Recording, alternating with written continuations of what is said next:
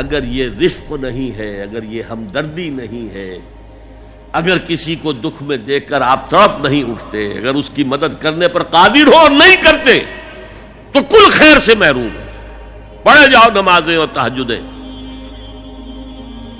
کچھ حاصل نہیں ہو۔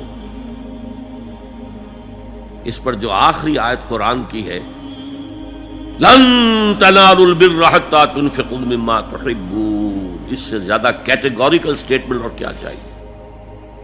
لن کے ساتھ جو نفی ہوتی ہے فعل مضارع میں، انتہائی مؤکد، ہرگز نہیں پہنچ سکتے نیکی کے مقام کو جب تک کہ خرچ نہ کرو ان میں سے جو چیزیں تمہیں پسند ہیں۔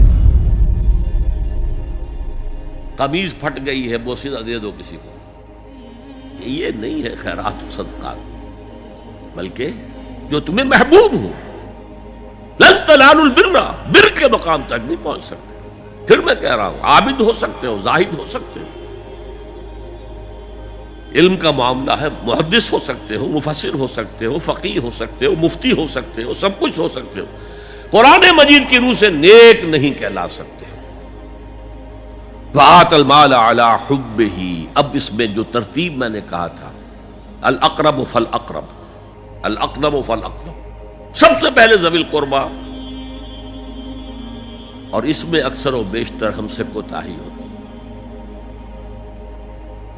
دور دراز کے لوگوں کے ساتھ نیکی ہو رہی ہے، سگے بھائی کی بیوہ اور یتیم بچے جو ہیں وہ محروم ہیں، انہوں نے اس وقت یہ کر دیا تھا، یہ کر دیا تھا۔ ظاہر بات ہے کہ رشتہ داروں سے تو شکایتیں ہوتی ہیں،